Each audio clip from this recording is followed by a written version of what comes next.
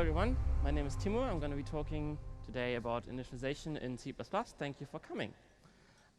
So here is a summary slide. I'm sure some of you have seen this. So I've not made this GIF, but I found it on the internet at this URL. Unfortunately, I couldn't find out who made it, so there's no indication of the person who actually uploaded it. Otherwise, I would have credited that person. But anyway, yeah. So I think this is cool. It's pretty much my talk. I retweeted this about half a year ago, I think it was, and then basically the first comment was, well, yeah, but it doesn't mention these other 3 types of initialization. and then there was like a discussion, and at some point in this discussion, someone suggested, hey, you should do a talk about this, and I said, okay, cool. So now here I am. So it's not the first time someone does a talk about this stuff. So Nico gave a brilliant talk at cppcon last year, where he came up with these 19 different ways of initializing an int. So I definitely recommend you watch this talk. I think this is pretty impressive that you can initialize an int in C++ in 19 different ways. And this whole topic is also, it's really scary because there's so many blog posts written about this, how initialization is bonkers. Here's one of these blog posts from Simon Rand. Maybe you've seen that one. The other thing is that initialization has so many problems. Like pretty much every new standard version of C++, there is like, it fixes some initialization rules from the previous standard and introduces new stuff, which is then getting fixed in the standard after that. So it's a constant cause of confusion and problems. And I think this is really interesting because how can initializing a variable be so hard? And I think this is a really unusual and interesting property for a programming language to have. So yeah, it makes it really daunting to attempt to kind of give a systematic overview of all of this, but I decided that I'm going to try and do it anyway. So this is kind of the outline of the talk. So I'm going to go through all the different ways how we can initialize an object in C++ in sort of chronological order. So first, stuff that we already had in C, then things that were introduced in C++ 98, 03, 11, 14, 17. And then in the end, I'm also going to mention some things that we're going to introduce in C++ 20, which is the next standard. There's going to be some recommendations about what types of initialization actually to use in your code. And at the end, there's going to be an overview table. And I've published a version of this overview table for the first time in November, but this is an updated version. So let's start with initialization in C. So obviously C++ inherited lots of stuff from C, including many different types of initialization. So obviously the first one is default initialization, which it's a bit of a misleading name. What it is you declare a variable and you don't give it any initializer at all, right? So this exists in C as well, and basically what it does is it's going to store an indeterminate value, and accessing that value actually is undefined behavior, right? So this program has undefined behavior because you're using an uninitialized value. You cannot do that in C++.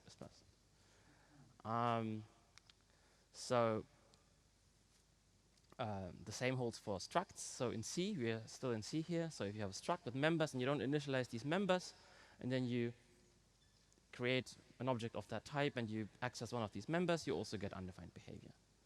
Now this is the C struct. Of course, in C++ we have more things we can do. We have classes, and they have all these fancy things like public and private and constructors and whatnot.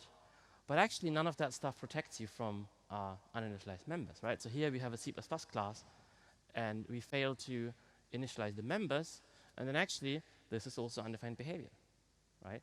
And this is interesting because when I started my career as a C++ developer, I went for about, I think, 2-3 years where I did not know this, right? I thought, well, it's C++, it's classes, right? So of course it's going to be initialized like maybe to 0 or something. That's not the case.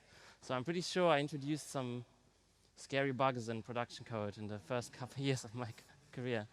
And Actually, most compilers in IDEs don't even warn you about this, not even today. So the IDE I use does, but no, not every IDE does that. Not every compiler does that. So it's a source of confusion I find for people learning C++ because it's surprising that this does not work for some people. Of course, what we can do in C++ since C++ 98 is we have these member initializer lists where it's good practice to initialize your members there. And since C++ 11, we can do it even better. We have default member initializers, and I think you should always use them if you can. That's a great thing to do to avoid undefined behavior and make sure your members are initialized.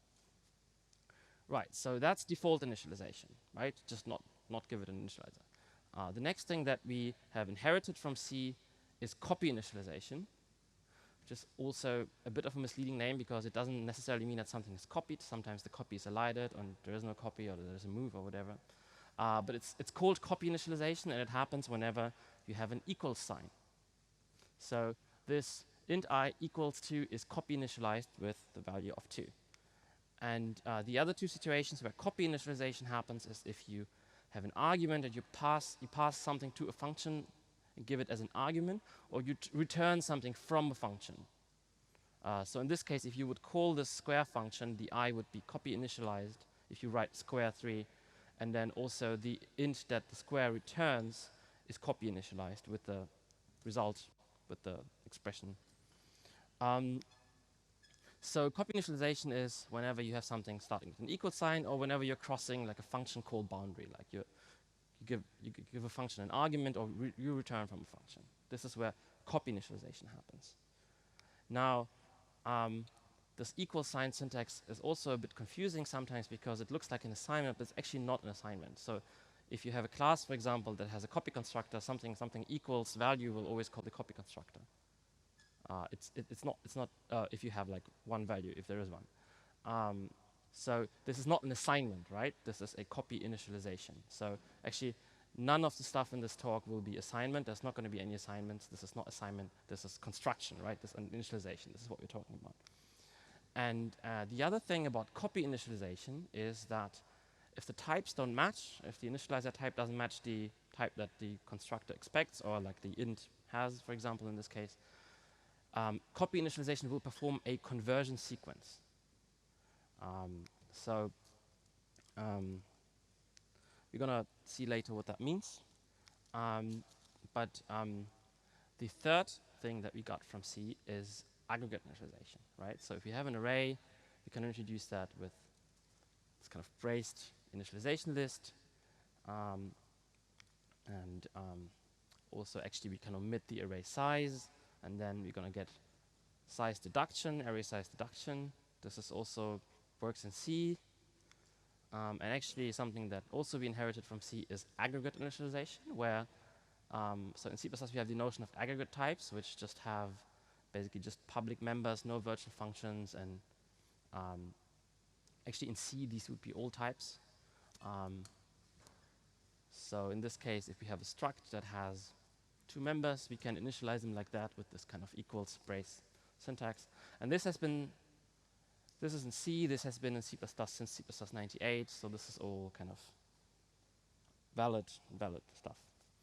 And in this case, if you aggregate initialize foo, what actually happens is that the two members of foo are copy initialized.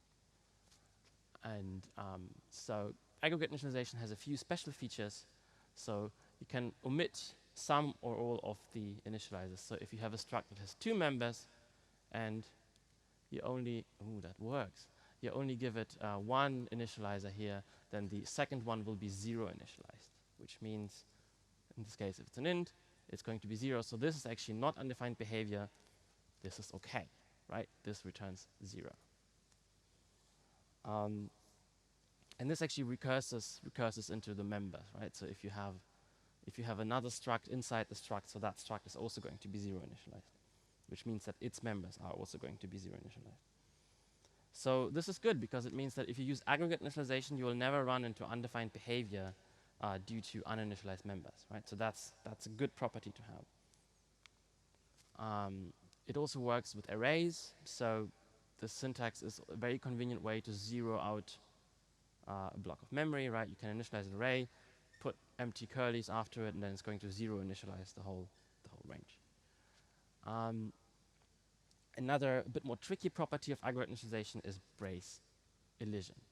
So who can tell me what this program returns? So we have a struct foo with 2 members, and then we have a struct bar, and then it has also 2 members, one of which is the foo, and then we initialize it here. Who can tell me what this does? Yeah? 0. Exactly. So, oops, sorry. So actually, even though bar has 2 members, and we have 2 members in the brace initializer, those are not going to be the initializers for the 2 members. Instead, this is a shorthand for writing this, where you initialize the first member, which itself has 2 members, and then you omit the second one, and then it's going to use a 0. And then brace elision basically means you can omit these nested braces, and it's going to do the same thing as if they were there. So this is another tricky property sometimes of aggregate initialization. Is that also recursive? Yeah. So, and the last thing that we got from C is static initialization. So it comes in a few flavors. So if you have a static object, in this case an int, if it's a built-in type like int, and you give it an initializer that is a constant expression, that's called constant initialization, and that's going to actually happen at compile time. And if you don't give it any initializer at all, then if it's a static object, it's going to be 0 initialized. That's a special rule. So in this case, this is also okay, even though we don't give j an initializer, it's static, so it's going to be 0 initialized, so this is well-defined behavior. Is it compile time, or is it like a function, a program loading? So the question was whether it's compile time or program loading time, and this depends on whether it's a constant expression, the initializer. So actually, we have this on the next slide. So this is something that I have seen in a particular real-world framework where you had this color class, and the different colors that you can use were static objects that were initialized like this. And then you get the so-called initialization order fiasco. It's undefined in which order static objects are initialized if they're in different translation units, which means that if you have in another CPP file, you have another object which you also initialize, which is also static, and you use one of these colors in the initializers of that object, then that's undefined behavior, and your program is probably going to crash at loading time. The fix for that, since C++11, is to give it a const expr constructor. If the color class has a const expr constructor and the initializer also only contains constant expressions, then you get constant initialization, which means then that is going to be executed at compile time, and you're guaranteed to not run into this problem. So that's a good thing.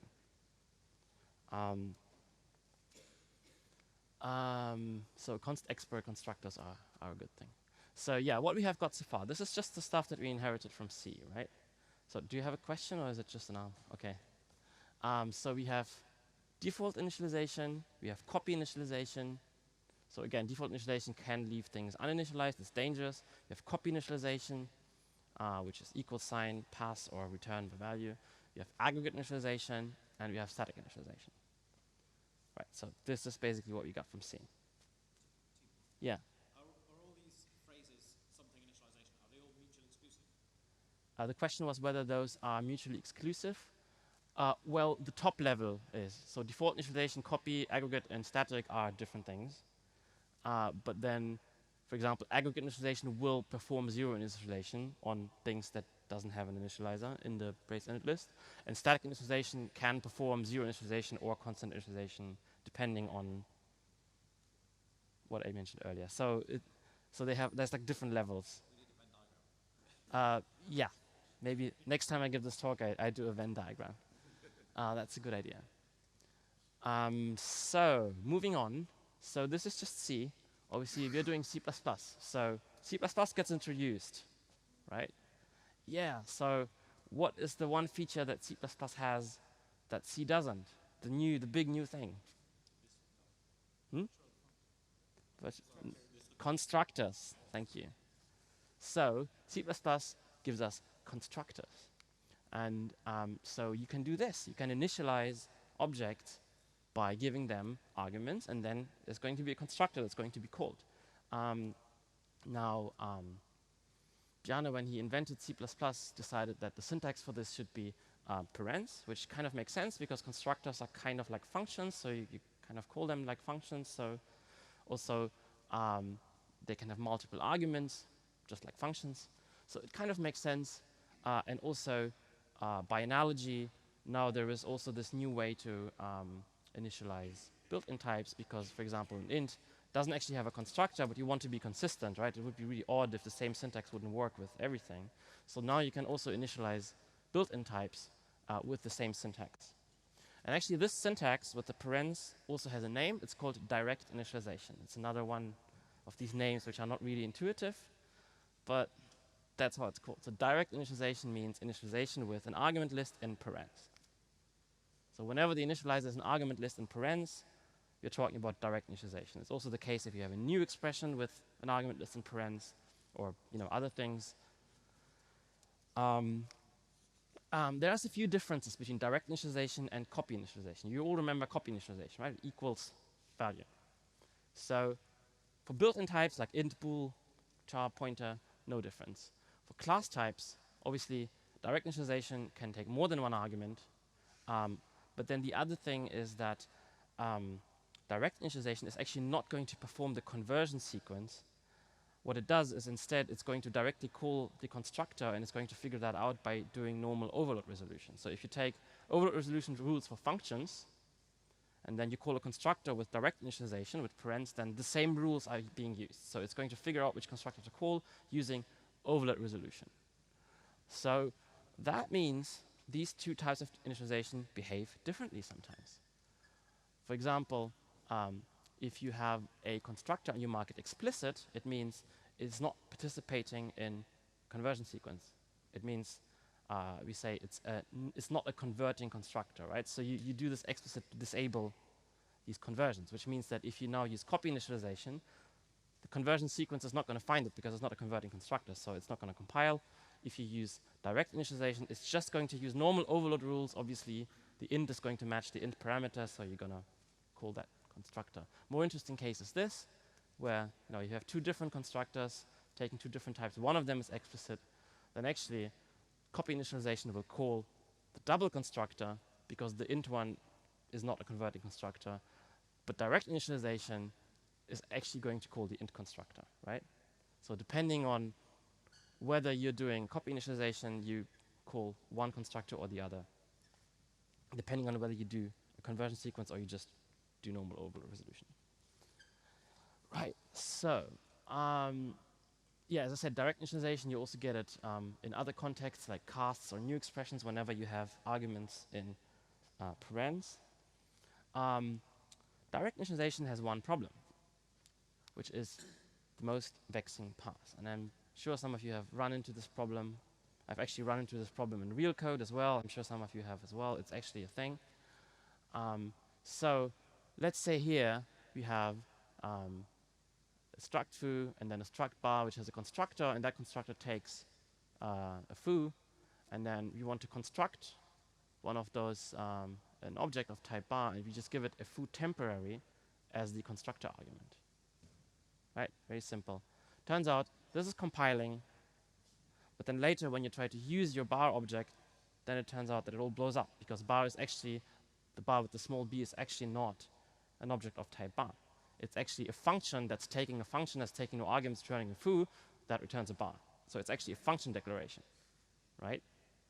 And that's because it can be passed as a function declaration. And the rule is whenever you can pass something as a declaration, it's a declaration, which means the whole thing declares a function that takes a function, right? And you don't see it here, but whenever you use it, then the compiler is going to tell you, well, that's the wrong type, that's a function type, that it doesn't have member, whatever. Yeah, so that's a real thing.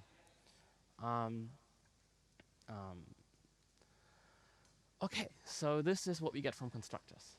direct initialization, and some problems with most vexing paths. So what have we got so far? This is a summary. So again, we have default initialization, we have copy initialization, we have aggregate initialization, which might perform zero initialization. We have static initialization, which also might perform zero initialization or constant initialization. And we have direct initialization, which is calling a constructor with parent. Right, so that's what C++98 gives us. Let's move on to C++03. And now, so most people think of C++03 as this kind of minor bug fix update of C++98, and often you would find people saying like C++98/03 is like kind of the same thing. But actually, C++03 introduced a major feature. Does anyone know a really big feature that C++03 introduces that doesn't exist in C++98?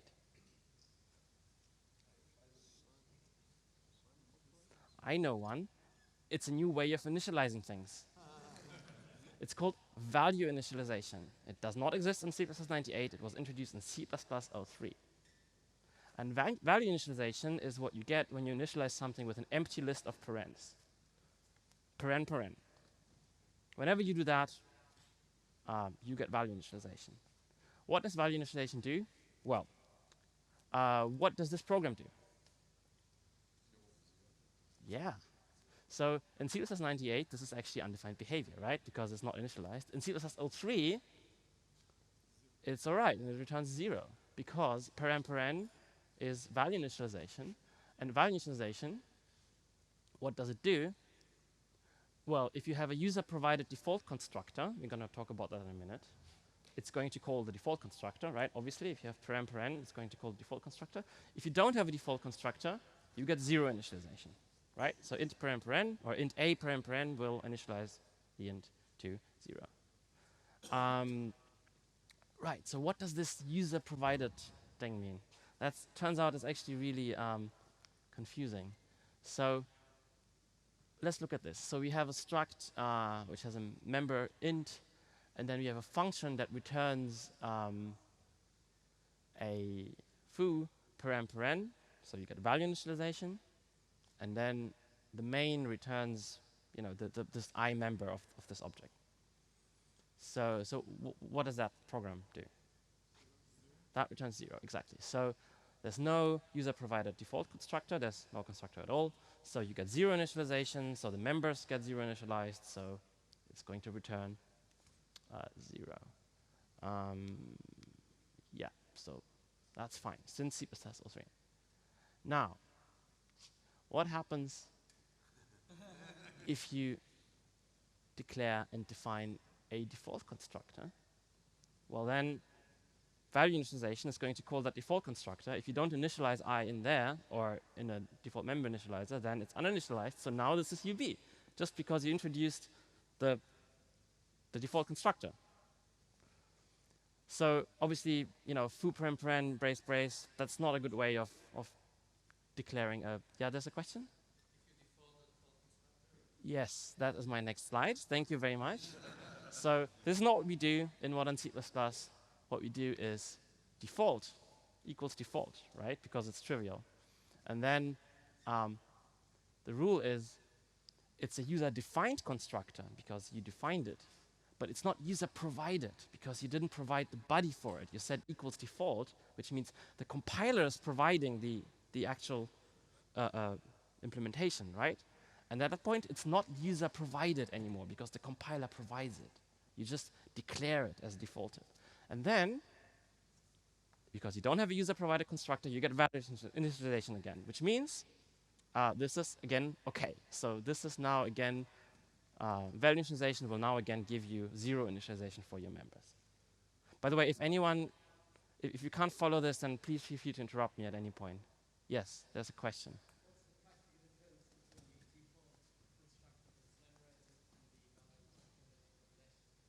What's the practical difference of the...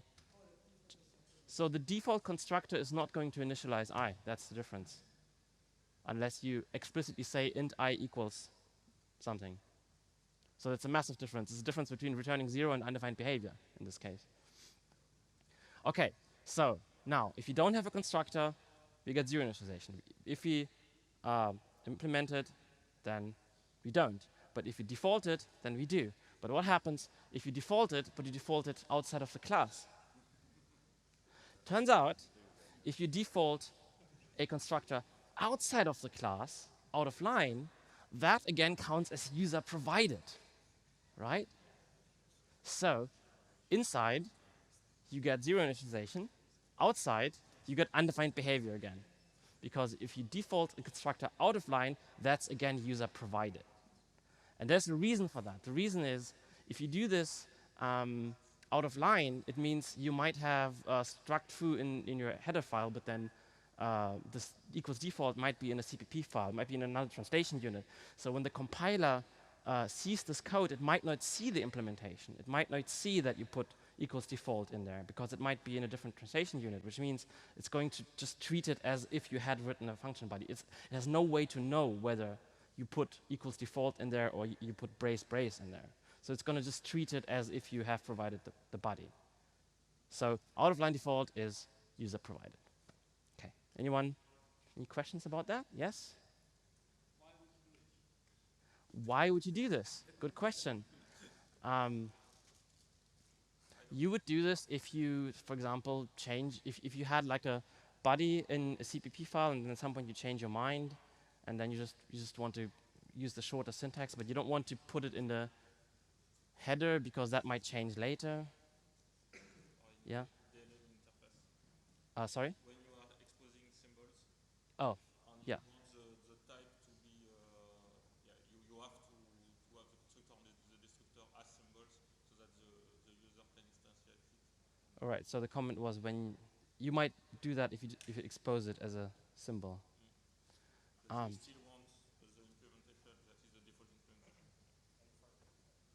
Right. So now we are in C++. Sorry? One last question. Yeah. Why doesn't the compiler-generated default constructor default initialize I? Why does the compiler not default initialize? Well, it does default initialize I, which means it's not initialized. Yes. What happens in previous case where it is inline? If you have an initializer for I in the struct, If you have still count as a non-user provided default constructor? if you have an initializer, if you have a member initializer, if you have I is 1, if you does say it return 0 or 1? 1. Every member that you don't initialize in the constructor initializer list will be initialized through the default member initializer. Oh, so it's not zero initialization, it's aggregate initialization? No, it's not aggregate. The value is initialization. The rule is if the constructor is not user provided, it does zero initialization. Yes, but zero initialization. Okay, so zero initialization will initialize it to 0 if you don't put an initializer in there. Obviously, if you do put an initializer in there, it's going to use that. So it's not going to do zero initialization. It's going to do. So if you write int I equals 3, then it's going to be 3. Okay. So this is kind of not surprising, I think. Where were we? Here. So that's the summary slide. That's what we have so far. We are C++ 03. There's no more questions about that. C++ 03. Next standard is C++ 11. And C++ 11 is this big leap forward, this big new thing, which introduces uniform initialization, or as I call it, unicorn initialization. So this is really the big revolution in C++, which was supposed to make everything better. So what problem does it solve? So the problem so far is obviously we've got too many different initialization syntaxes. Some of them create parsing problems. And then the other thing that annoyed some people is that you can't do, so if you have arrays and aggregates, you can do this equals brace syntax with the list, but you can't do that with other things that are conceptually also like kind of a collection or an aggregate, like a vector or the other containers, for example, or like a pair. So instead, you have to do for a vector, you have to do this manual kind of reserve and pushback, and that's really ugly. So uniform initialization solves this. How? By introducing a new initialization syntax. So we have equals brace, which is aggregate initialization. We don't have just brace yet. That's a place in the grammar that's not occupied. So let's use that. That's called list initialization, and the idea is that it just does everything, and it does the right thing always. So whenever you have a type and you use the braces for initialization, that's going to just do the right thing. So that's kind of the idea, and I think it's a good idea. It's a great idea. So actually, list initialization comes in two flavors. So if you just have the brace syntax, then we call this direct list initialization, and then if you have equals brace, that's called copy list initialization, similar to how parens are direct initialization and equals value is copy initialization. So we have now direct list initialization and copy list initialization. And those things in the braces, they're called braced init lists. So that's really important distinction, because there's also initializer list, which you're going to talk about in a minute, but those things are not the initializer lists. Those things are braced init lists, and these are not really objects. They don't have a type. It's like a syntactic thing in the language, but they don't have a type themselves. So this is really important to remember. So now in C++11 this compiles. So we have one of those braced init lists there, and how does it work? Well, we have this new thing here, which is std initializer list since C++11. And again, so the braced init list is not an initializer list. It's not really an object, but it has this magic property that it implicitly converts to a std initializer list. And that means if you use it as an initializer, then this constructor is getting called. And then in there, you can implement for your class, you can implement the logic of initializing it from a list, which for a vector just does the obvious thing. So I think this is maybe where the committee took a bit of a wrong turn, in my personal opinion, because it's a good idea, but this std initializer list is really problematic. So first of all, it's a magic library container type, right? So it's actually a type. So in order to use std initializer list, you have to include the header initializer list. It's an actual type. So it has it's like a fixed size vector essentially with const members. That's more or less what it is. Which also means the members are const, so the thing is not movable, so you can't actually use std initializer lists with movable types. That just doesn't work. If you have a vector of types that are like a unique vector of unique pointer, and you try to do it with a brace, and that's just not going to work, because initializer list of t doesn't compile if t is not copyable. And also just semantically, you have an actual object going on. If you call an initializer list constructor, it has like a begin and end method, and if you implement it, you actually have to loop through the members and do like runtime stuff, right? So I mean, if you have a good compiler, most of that is going to be optimized away eventually, but like semantically, you actually pass around an object, which is even not movable, and do stuff with it, and it's kind of, it's a lot of overhead, and there's a lot of problems with it. And so Shafiq has this, publishes sometimes these polls on Twitter where and in this one he asked, so like if you could back in time and remove one feature from C++, like which feature would you like to remove, because it just didn't really work out? And initializer list is one this. It's the top of the list. It's ahead of volatile, which I think is pretty impressive. Also Jason Turner has this great talk, which I also recommend if you really want to like talk about the details, like how initializer list is broken. It's like a 90-minute talk just about that, right? So I encourage you to watch that if you're interested.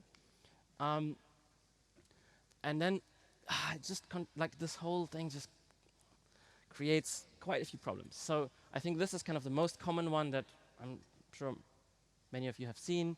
So if you have a vector and you call it with, construct it with 2 ints, and then if you have direct initialization, then it's going to call the constructor, which is taking a size and a value. So it's going to create a vector with size 3 and it put zeros in it. So you get a vector with 3 zeros, and if you use curlies instead, you're going to get a vector with 2 items, 3 and 0, because that's going to call the initializer list constructor. So that's unfortunate.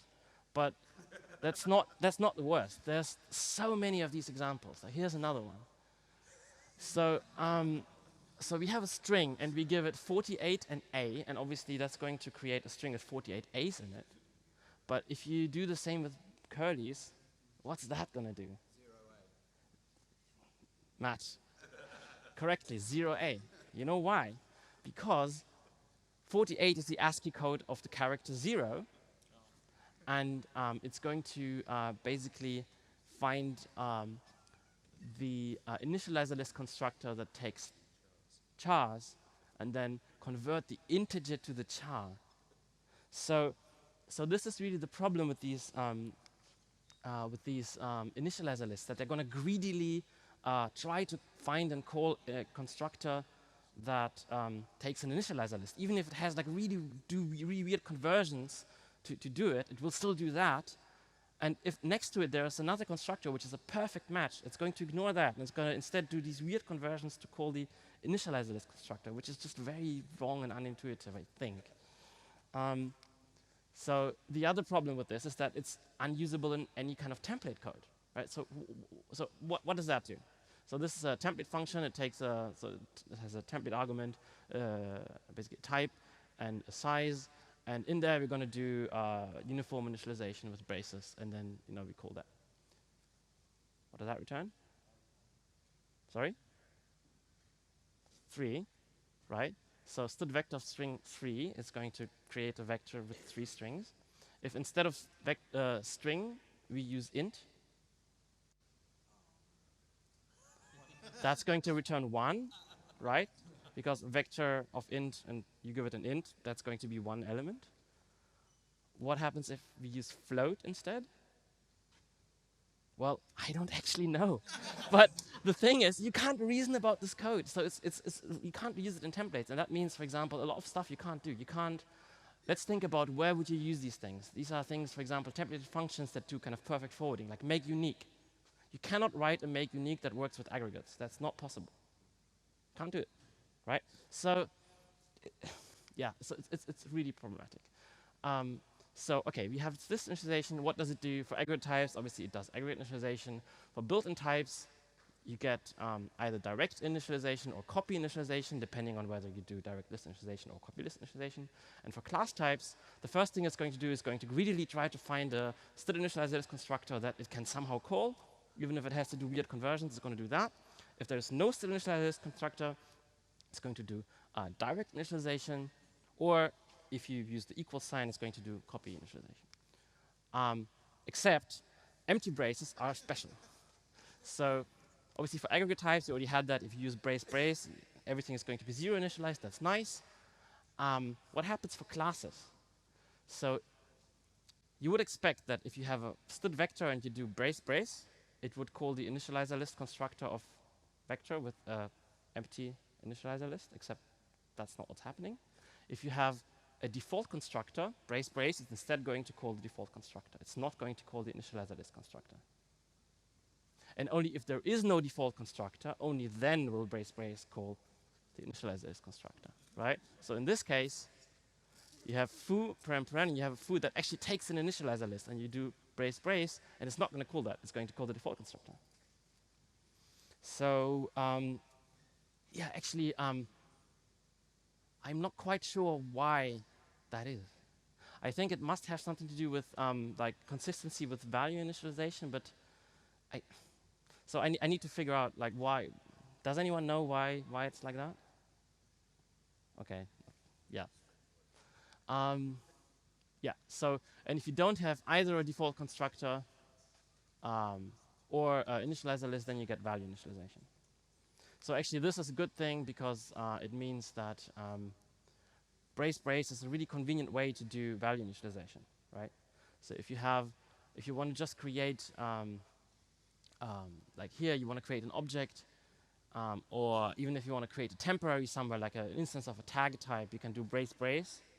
And that's very convenient because you get value initialization, but you don't get the vexing pass problem. So this is what brace is actually really good for.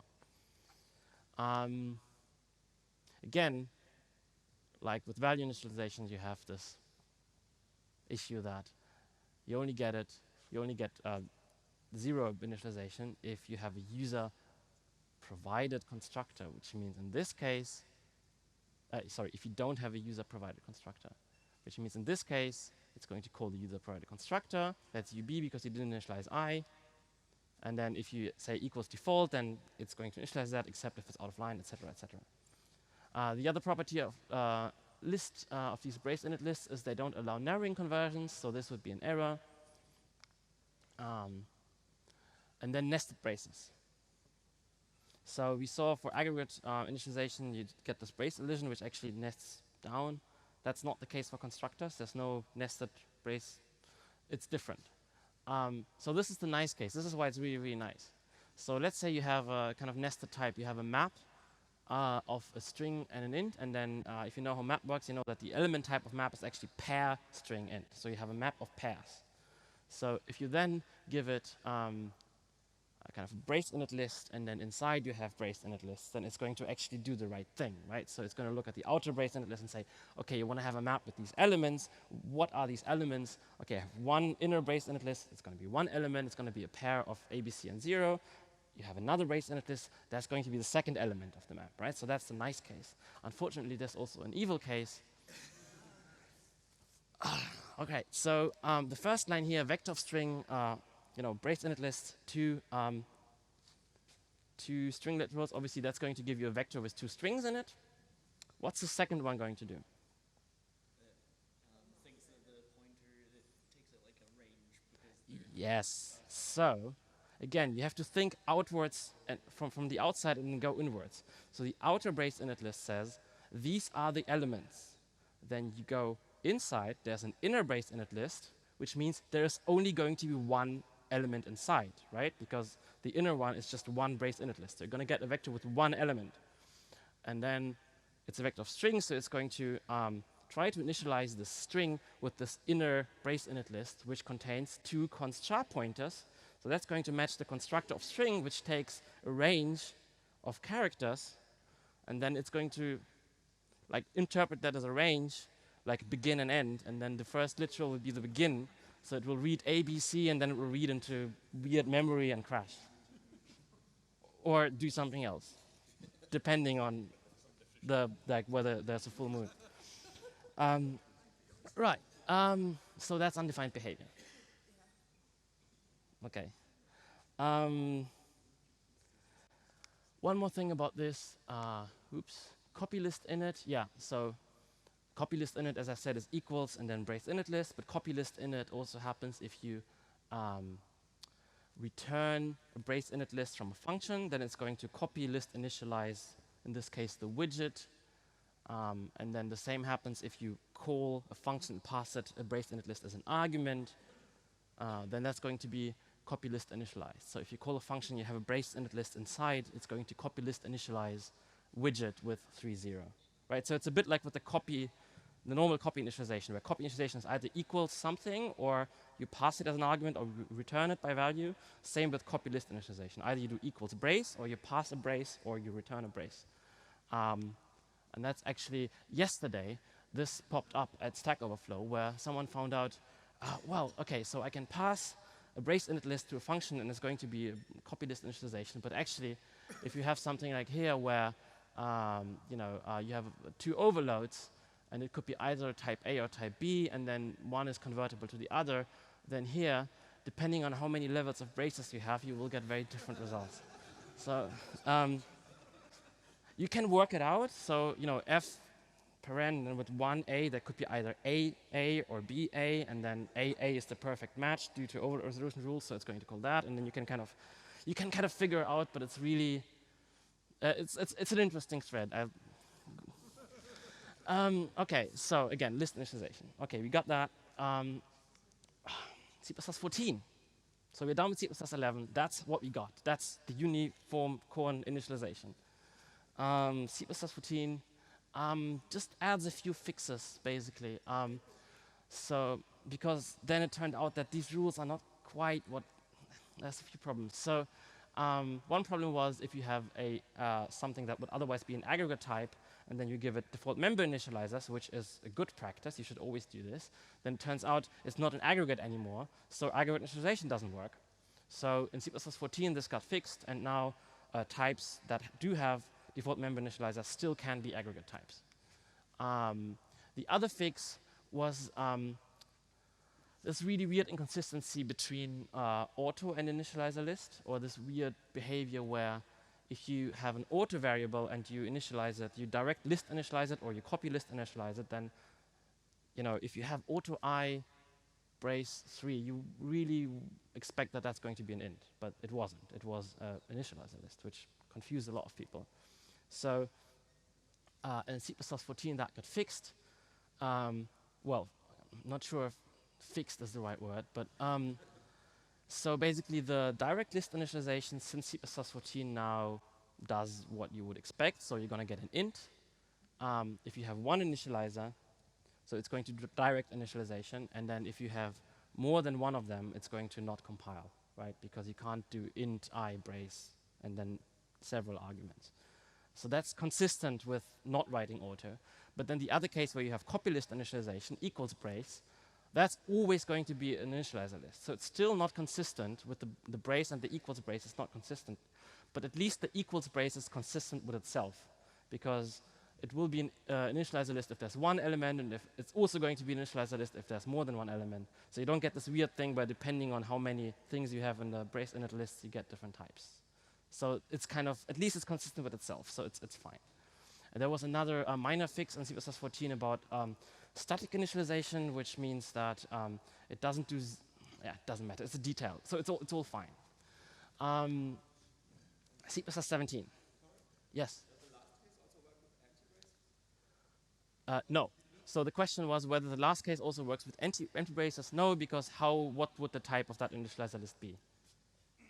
If there's nothing to deduce from, you can't deduce the type, so that's not going to compile. Right. Yes. Extra brackets?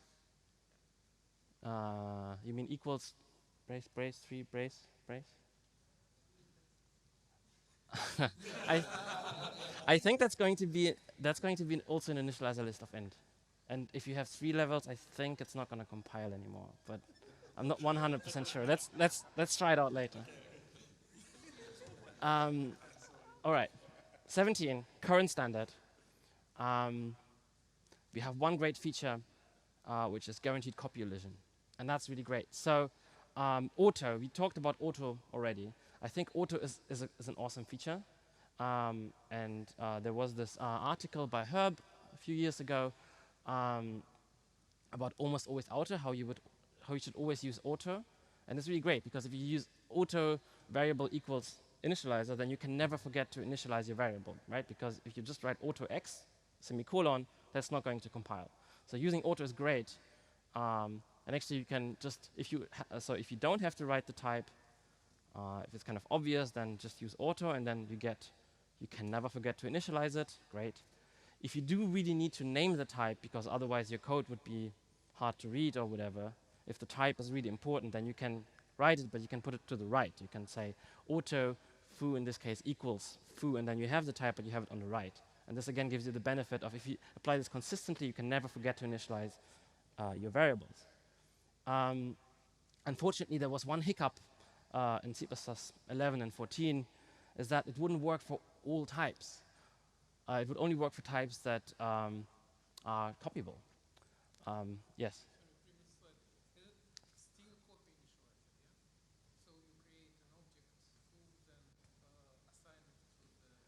Well, okay, so semantically this is exactly the point of what I'm going to talk about now. So semantically this is copy initialization. So like semantically you would create a temporary and then call the copy constructor. But you have a thing in C++, copy elision, which means that every reasonable compiler will optimize the copy away. And it will be exactly the same as if you had written foo 2 3, right? So that's like every modern compiler does this.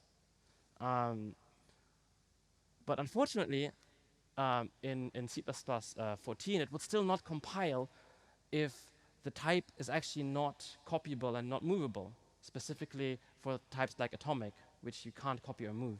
So this was an error. And this is really there's no sense here because you never call the copy constructor, right? It's something that every compiler elides, and it's obviously the same as if you have written atomic int foo 0, right? But still, even though the copy constructor would never ever be called, the compiler would still say, well, it still has to be there, otherwise I'm not going to compile it. And that's really annoying, and that got fixed in C++17.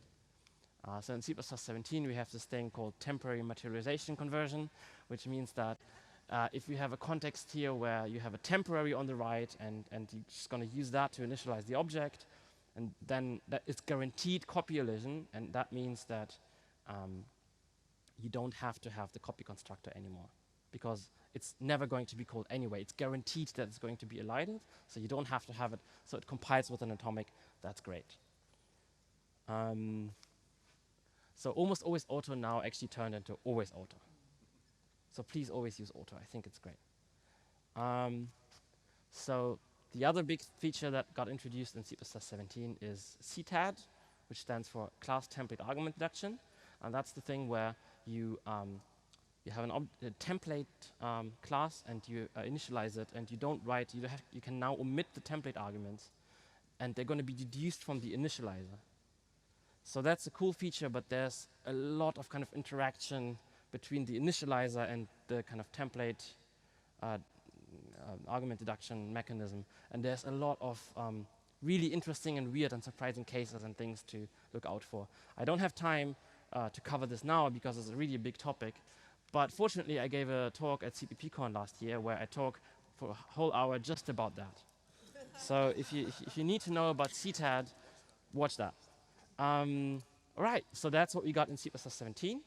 So I think there's a few minutes left. Also, we started a bit late, so I can talk about C++20, which is the future, which is actually really exciting because there's going to be a committee meeting, C++ committee meeting in Kona in 2 weeks, and that's going to be the feature freeze for C++20. So we're going to have very soon, we're going to know more or less what the complete feature set of C++20 is, and then hopefully 2 years from now, or 1 year from now, it's actually going to be released, so you can all use it. Hopefully, I think the compilers will catch up really quickly. C++20 is great. It's going to be a big release with lots of new features. And one of those new features is another way of initializing things. So what you get in C++20 is designated initialization. So those of you who are familiar with C might know this from C99, which is where it was introduced for the first time. Now you get the same stuff in C++. And that means, well, if you have an aggregate, you can now actually name the members in the initializer list. And that gives you things like, well, OK, you can name A and C, and you can omit B, even though it's in the middle, and then it's going to zero initialize it. Right? Like if you omit something in an aggregate initializer, then it's going to zero initialize it. You get the same stuff here. So that's really great. It's not 100% the same as in C, because in C you can do some really ugly things. Like in C you can write them out of order like this. You cannot do this in C++, because in C++ the order is actually important, because things are constructed in one order and then destructed in the reverse order, so order is kind of important.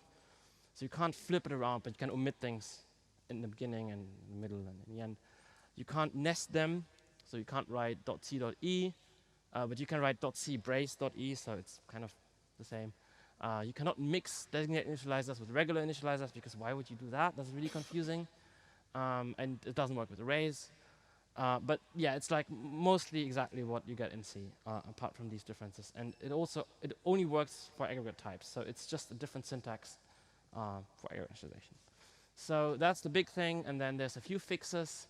So everything from now on is not stuff that's already in a working draft, but that's stuff that we already agreed that's going to be in C++20, but we're still working on the wording for it. So I guess in Kona in a couple of weeks we're going to make progress on all of these things and hopefully even vote them in. So this is kind of work in progress, but it's pretty safe to say it's going to be in C++20. One of these things is, and also there's always a link at the top to the actual paper. This is really a minor fix. So if you teach these initialization rules, and people sometimes ask, okay, so they figured out that you can use brace initialization also in new expressions. And the question is, does it always behave the same in new expressions as it does in normal constructor calls? And the answer is, yeah, kind of most of the time, but there was this annoying exception where you get array size deduction from a brace init list, but you don't get it in a new expression because it was just, the committee just forgot to add that when they added brace.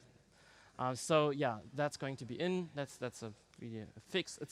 It's not something that anyone would really write, but I think it's important just for consistency because you can say, well, this just behaves the same way always. Okay, this is a bigger fix, which is going to break some code, sorry.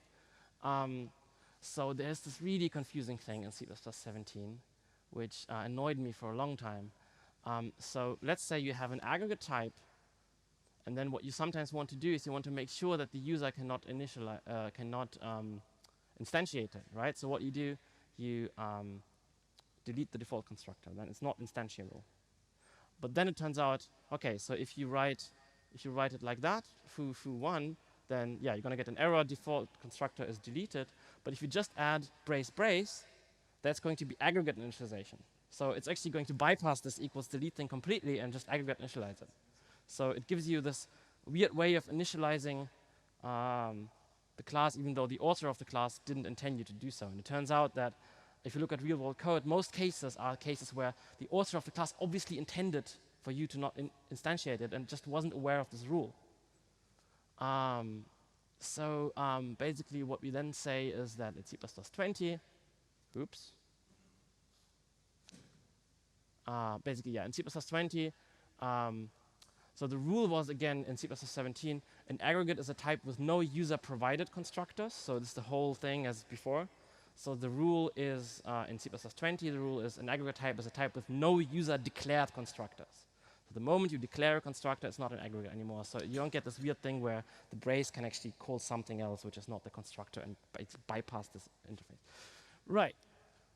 And then there's one thing that I'm really excited about. I think that's going to be the biggest change here in this picture. So we already saw that there's a lot of problems with list initialization. So it's difficult to see when it's going to call initialize the list constructor and when it won't. It doesn't work with move-only types. It's useless in templates. And the other thing I haven't mentioned yet is that it doesn't work with macros. So if you have something that you brace initialize and you put it in a macro, that's going to horribly blow up the preprocessor because the preprocessor parses this. Okay, assert is a macro. Then you have foo brace 2, and then you have a comma. And the preprocessor knows about special syntax of parens and can kind of nest them, but not for braces. So it's going to think that that's a new macro argument. So that the first macro argument is foo curly 2, comma, and then the next one is the second macro argument, and then everything breaks. So you can't use brace initialization in macros. And so it's this paper P0960, which I'm really excited about, which means that now you're going to introduce parens for aggregate initialization. Right? So you will be able to, if you have an aggregate, you will be able to initialize it with parens, which means you can use it in macros, you can use it in templates, you can also use it with arrays. So you will also be able to initialize arrays like this in C++20.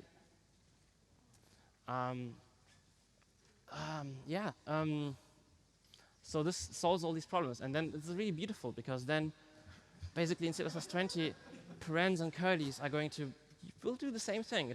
They will.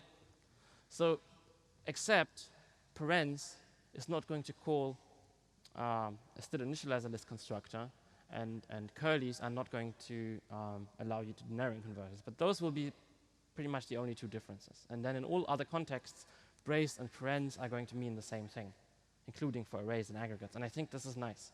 This is basically a uniform initialization 2.0. Can't you get the vexing parts? You can also still get the vexing parts with parens. So you have to use curlies instead then if you want to avoid that. But yeah, question.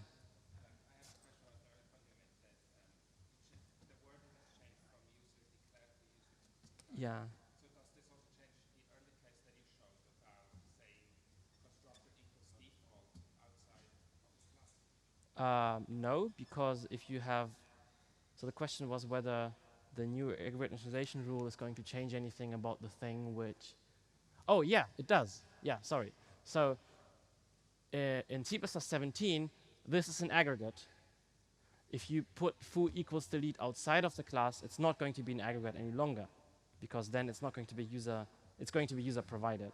In C++20, both will be non-aggregates because they have a declared constructor. It doesn't matter whether you define it outside or inside. It doesn't matter, it's not an aggregate anymore. As soon as you declare a constructor in C++20, it's not an aggregate. I don't think we have time for questions now.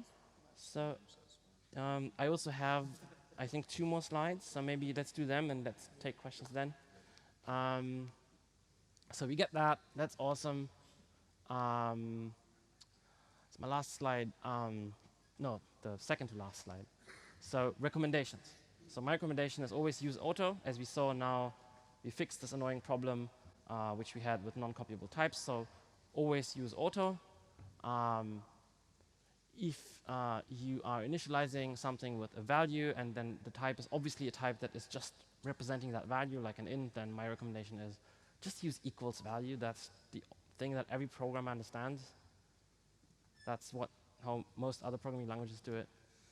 If you have to do aggregate initialization, if you have to call a std initializer list constructor, and if you are doing direct member initializers, then you have to use braces. And I would actually recommend to use equals braces to make them stand out a bit more. Because also you can't use parens, like direct initialization, in a direct member initializer. That's another problem. So use braces if you need those.